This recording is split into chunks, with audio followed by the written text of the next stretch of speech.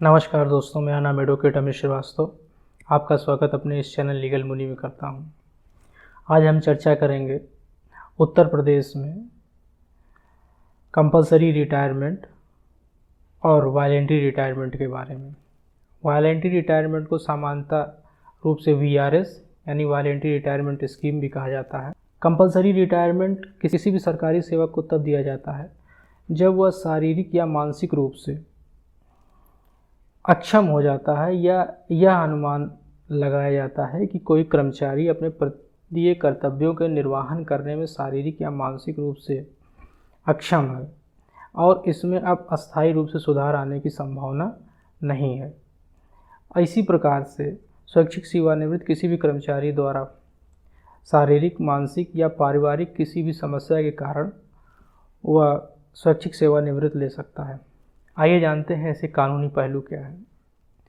1976 से पहले यूपी में CSR रूल्स अप्लाई करते थे कंपलसरी रिटायरमेंट और वॉलंटरी रिटायरमेंट के संबंध में, लेकिन वर्तमान समय में फंडामेंटल रूल यानी financial handbook volume 2 part 2 to 4 apply करते हैं। वॉलंटरी रिटायरमेंट और कंपलसरी रिटायरमेंट दोनों के लिए फाइनेंशियल हैंडबुक के रूल 56C के अंतर्गत प्रावधान दिया गया है। कंपलसरी रिटायरमेंट नियुक्त प्राधिकारी किसी कर्मचारी को, चाहे वह परमानेंट हो या टेम्प्रोरी हो, उसको नोटिस देकर, नोटिस की अवधि 3 माह की हो सकती है या उससे कम की हो सकती है या तत्काल की हो सकती है, नोटिस देकर उस व्यक्ति से सेवानिवृत्ति की अपेक्षा कर सकता है, बशर्ते वह व्यक्ति 50 वर्ष की आयु प्राप्त कर चुका हो। इसी प्रकार वॉलंटरी रिटायरमेंट के लिए है, कोई भी कर्मचारी जो 45 वर्ष की आयु प्राप्त कर चुका है अथवा 20 वर्ष की अहर्कारी सर्विस पूरी कर चुका है, वह किसी भी समय नियुक्त प्राधिकारी को नोटिस देकर स्वैच्छिक सेवानिवृत्ति की मांग कर सकता है। नोटिस का जो प्रावधान है वो 3 माह का प्रावधान है। कंपलसरी रिटायरमेंट लोकहित में दिया जाता है, लेकिन कंपलसरी रिटायरमेंट के आदेश में लोकहित का लिखा जाना कोई अनिवार्य नहीं है।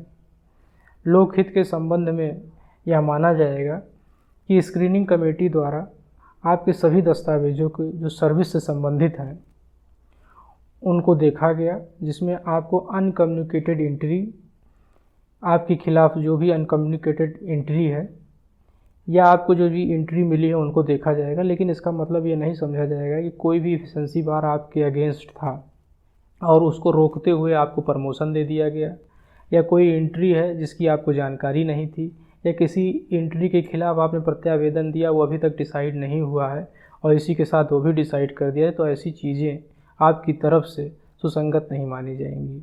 कंपलसरी रिटायरमेंट या VRS का आदेश नियुक्त प्राधिकारी द्वारा जारी किया जाता है। नियुक्त प्राधिकारी वह माना जाएगा कि जब आप साधारण रूप से सेवानिवृत्त होते तो सेवानिवृत्त का आदेश उस प्राधिकारी द्वारा जारी करने का अधिकार उसको होता, या उस समय जिस समय आप कंपलसरी रिटायरमेंट या VRS ले रहे हैं उस समय वह उस पद पर नियुक्त करने के लिए प्राधिकारवान है।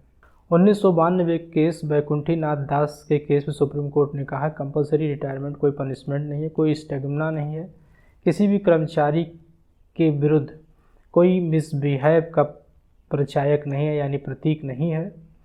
कंपलसरी रिटायरमेंट केवल कुछ ही आधार पर उच्च न्यायालय में चुनौती दी जा सकती है, जिसमें से नंबर 1 है मैलाफाइड इंटेंशन, कि जो आदेश पारित किया गया वो मैलाफाइड ही है, मैलाफाइड इंटेंशन से जारी किया गया है।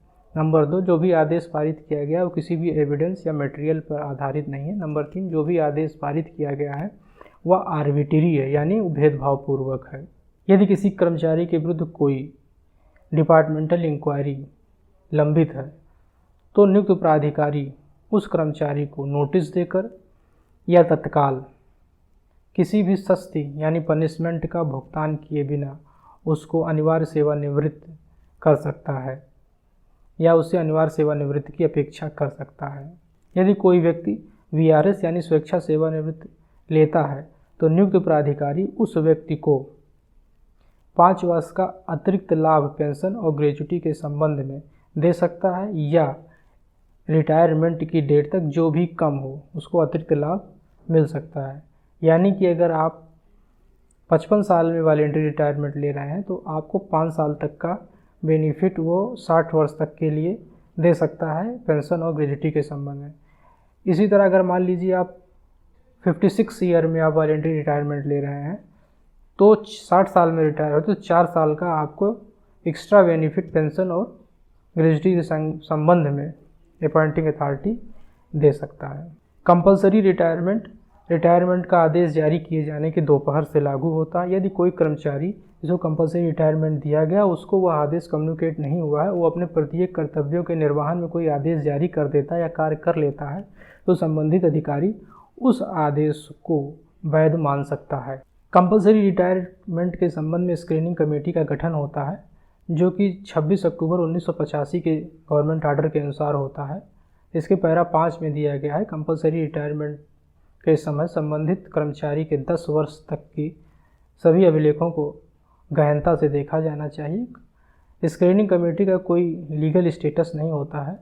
अंतिम निर्णायक अथॉरिटी नियुक्त प्राधिकारी ही होता है।